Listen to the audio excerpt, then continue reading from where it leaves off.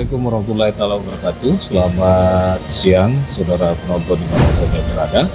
Hari ini kita kembali berjumpa lagi dalam sesi pojok hukum Biro Hukum Provinsi Papua Selatan, dan kita akan bertanya untuk menjadi sebuah sosialisasi kepada halayak ramai bagaimana prosesi atau mekanisme dalam penerbitan sebuah peraturan perundang-undangan atau sebuah peraturan gubernur, karena kita tahu bahwa saat ini kita sudah berada di sebuah wilayah baru, DOB baru Provinsi Papua Selatan.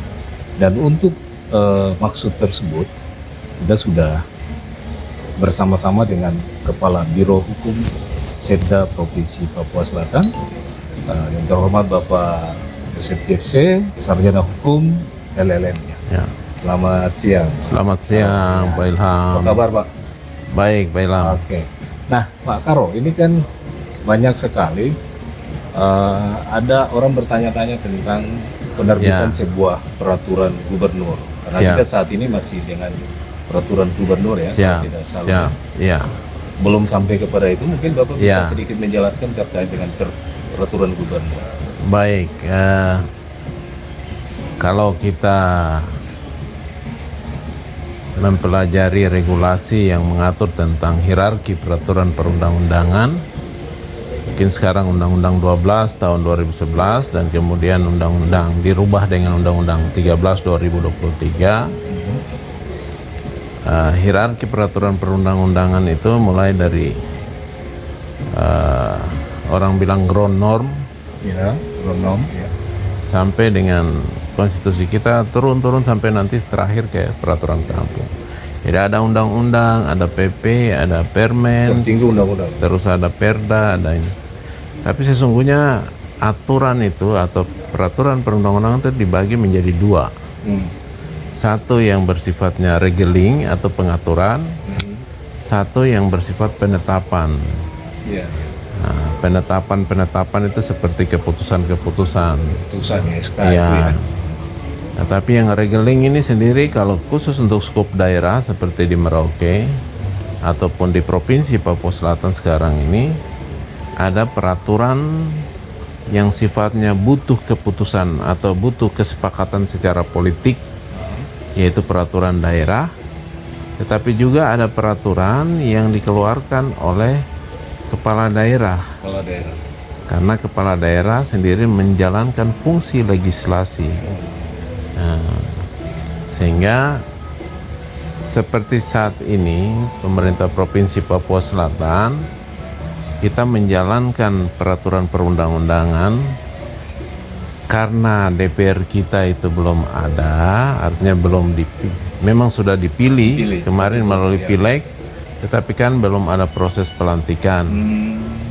Sehingga sampai dengan sekarang mulai dari tahun 2022 tanggal 11 November setelah Pak PJ Gubernur dilantik, kemudian melantik beberapa pimpinan OPD sampai dengan sekarang, semua produk yang bersifat pengaturan, baik yang materi muatannya yang seharusnya diatur dengan peraturan daerah, secara nasional kebijakan dari pemerintah pusat khusus bagi DOB itu diatur dengan peraturan kepala daerah, dalam hal ini peraturan gubernur.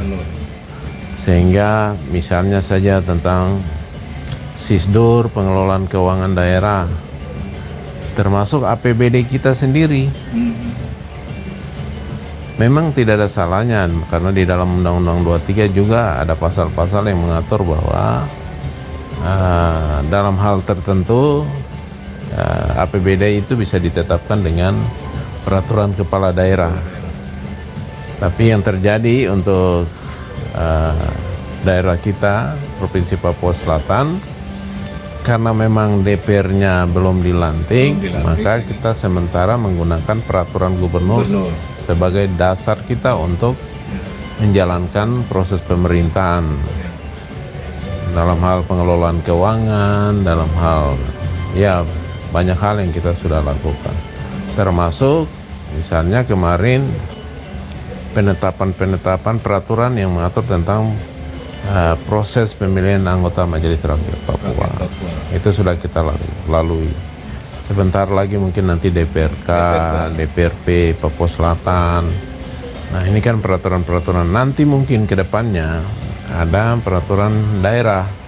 Tetapi untuk menjalankan pemerintahan saat ini, regulasi memberikan ruang kepada dan memberikan hak istimewa juga kepada kepala daerah untuk membentuk peraturan untuk menjalankan proses pemerintahan yang sedang berlangsung saat ini. Dan itu semua ada dasar konstitusional sehingga tetap ini sudah melalui koridor hukum dengan baik.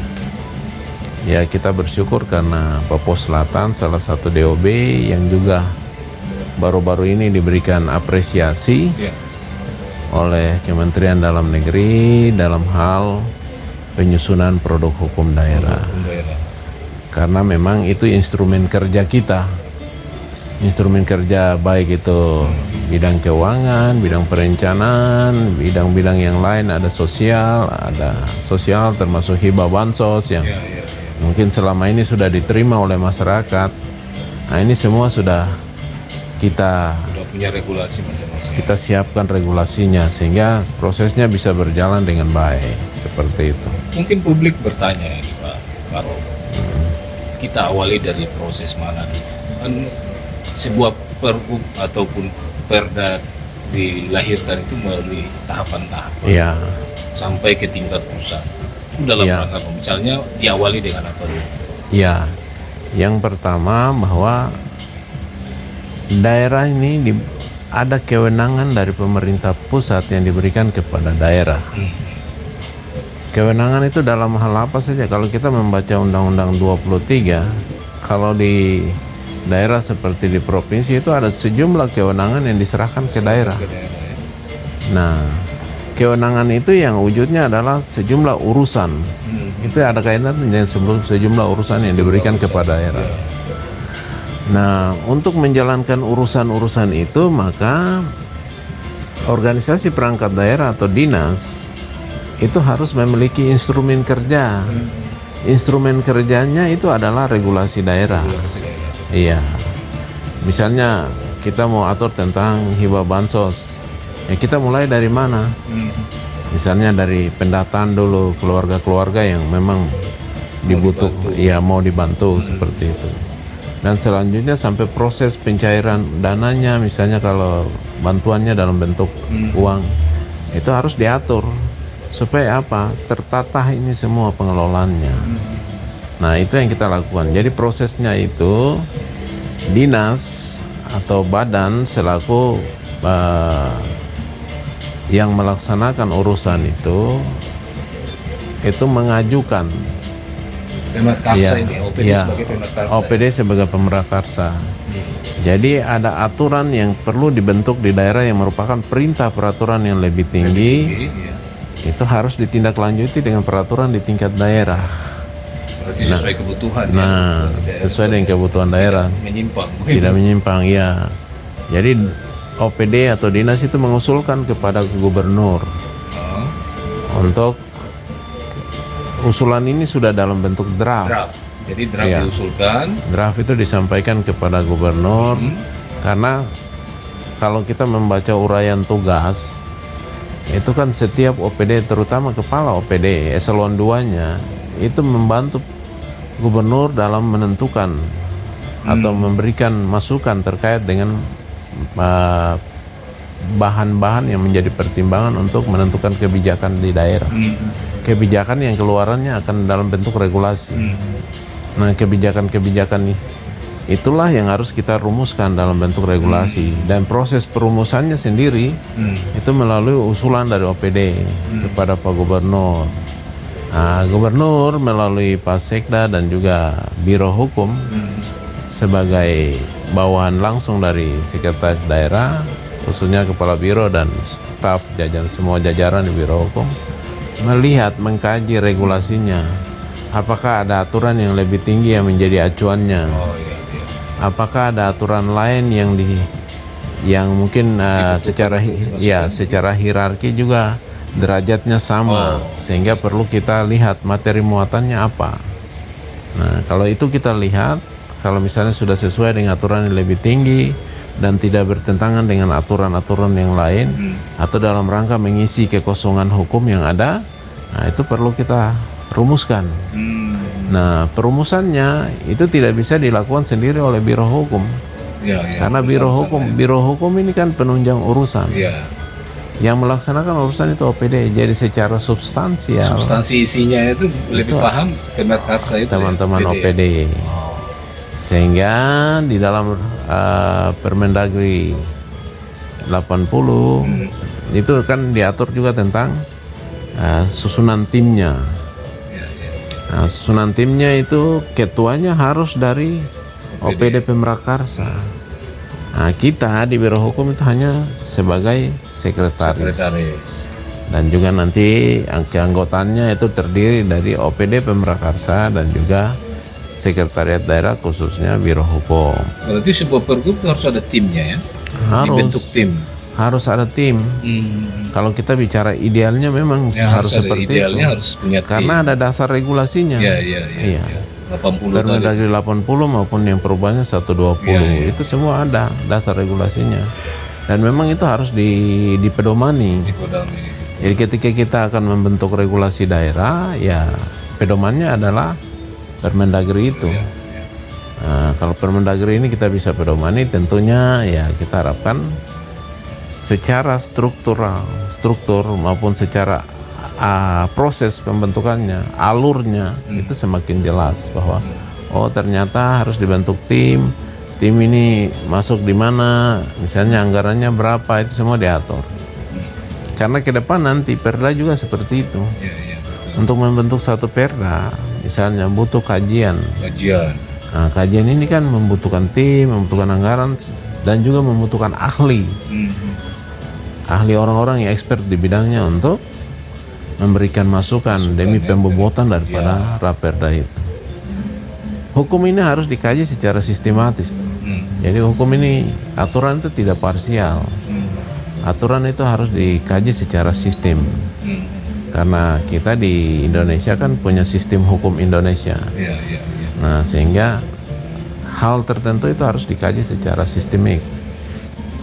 Sehingga dalam mengisi atau dalam membentuk perda itu aturannya itu tidak tabrak sini, tabrak sana, tapi secara sistemik itu saling mempermudah atau saling menopang satu dan yang lain.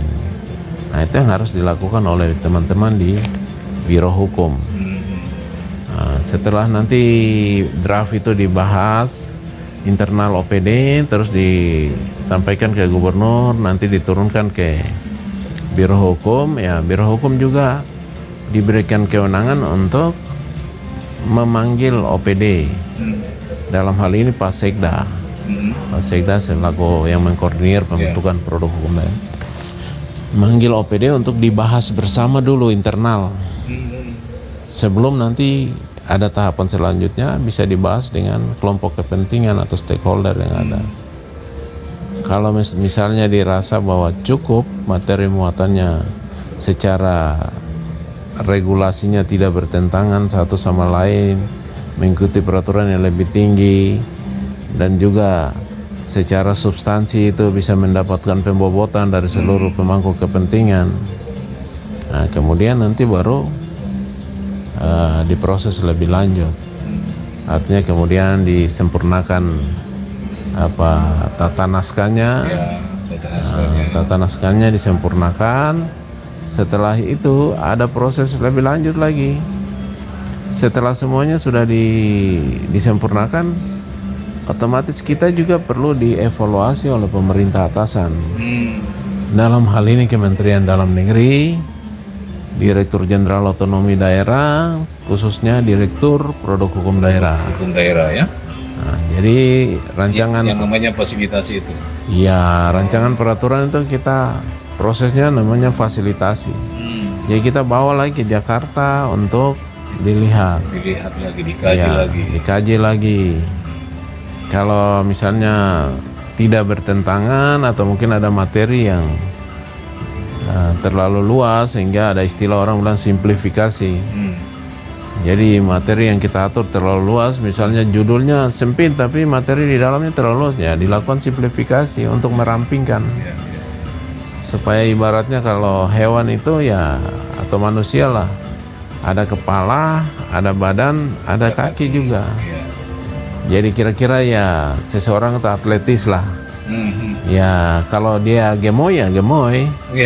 Tapi kalau misalnya atletis ya sudah atletis, bagus seperti itu. Sehingga regulasi yang dikeluarkan itu ya orang bilang apa, materi muatannya itu harus seimbang. Ya. Iya, seimbang dan sesuai dengan peruntukannya. Karena kita membentuk regulasi ini kan yang pertama untuk menjalankan peraturan yang lebih tinggi, yang kedua untuk mengatasi persoalan yang ada, terus juga untuk mengisi kekosongan hukum. Nah itu yang perlu kita lakukan. Berarti dalam sebuah penerbitan sebuah pergub atau perda nanti memang idealnya butuh waktu ya. Ada yang bisa cepat, ada yang bisa tergantung ya. Karena kita kan juga tergantung pusat begitu ya Pak. Tergantung materi muatan sebenarnya. Kalau peraturannya mengatur hal-hal yang misalnya cukup nanti membutuhkan konsentrasi lebih karena rigid harus diatur. Misalnya kita bicara tentang sisdir pengelolaan keuangan atau penetapan SSH standar harga satuan. Ini kan perlu dikaji, diteliti perbandingannya bagaimana. Nah, sehingga itu membutuhkan waktu yang cukup lama. Ya, kalau itu bisa sebenarnya secara regulasi kan sudah dibatasi. Dan saya pikir di kementerian kan banyak ahli juga yang ikut terlibat. Jadi dengan batasan waktu yang diberikan dalam regulasi itu ya tidak terlalu lama, sebenarnya bisa di 14 hari seperti itu sudah bisa. Sudah ideal itu kita terima hasilnya ya. Dan itulah yang selama ini kita lakukan.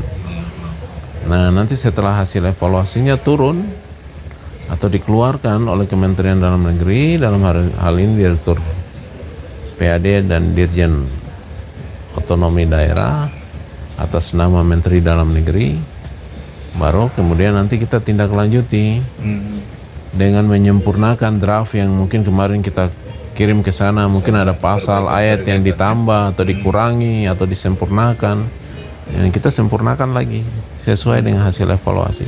Kalau masih ada hal-hal yang butuh kita konsultasikan, ya mungkin kita konsultasikan lagi. Mungkin ada perumusan, mungkin ya namanya. Berarti ada pembahasan juga di pusat antara Biro Hukum, Kementerian dengan OPD juga? Ya, idealnya begitu. Oh, idealnya begitu. Jadi draft itu kita sampaikan ke Kementerian Dalam Negeri, nanti Kementerian Dalam Negeri mengundang pemerintah daerahan, dalam hal ini Pak Gubernur, tapi kemudian biasanya Pak Gubernur menunjuk OPD Pemrakarsa untuk hadir ke sana bersama-sama dengan Biro Hukum. Nah, kalau kita hadir ke sana ya membahas materinya, membahas tata naskahnya. Kalau dianggap cukup, ya kita tinggal menunggu catatan akhir daripada Kementerian Dalam Negeri. Kementerian Dalam Negeri pada hasil pembahasan itu akan mengeluarkan catatan-catatan dalam bentuk hasil fasilitasi. Nah, hasil fasilitasi itu yang nanti kemudian dalam waktu 7 hari kita sudah harus menyempurnakan draft yang kita kirim. Dan itu dilaporkan kembali ke Kementerian Dalam Negeri. Ya. Nah, setelah itu baru nanti tindak lanjutnya Pak Gubernur bisa tanda tangan. Nah, setelah hasil fasilitasi itu diperbaiki ya. Iya, dan juga karena ini bentuknya peraturan, maka Pak Sekda akan melakukan pengundangan dalam berita daerah. Berita daerah. Ya. Oke. Ya. Menarik sekali tadi Pak Karo. Ada bahasa dan memang kita dengar sangat terang bahwa PPS itu dalam hal pembuatan pergub untuk menjadi landasan berpijak pekerjaan di daerah luar biasa daripada DOP yang lain ya. Mungkin hal ini nanti kita bahas selanjutnya ya. Siap. Karena itu bagus sekali untuk menjadi inspirasi untuk DOP lain. Iya. Apakah ada terkendala di mana? Iya. Jadi saya pikir begitu Pak Karo. Terima kasih banyak penjelasan awalnya. Nanti kita jumpa lagi. Iya, terima kasih. Terima kasih jumpa. Pak Karo. Baik, saudara penonton, kita jumpa lagi di part berikutnya. Bagaimana PPS kemudian mendapatkan apresiasi dari Direktur PHD Kementerian Dalam Negeri dalam hal ini bahwa PPS itu menjadi daerah BUB baru yang sangat responsif ya begitu dan Produktif. produktif dalam hal menerbitkan peraturan-peraturan untuk menjadi landasan bekerja di daerah. Demikian dari saya Ilham Letuba, kita jumpa lagi di part berikutnya. Assalamualaikum warahmatullahi wabarakatuh.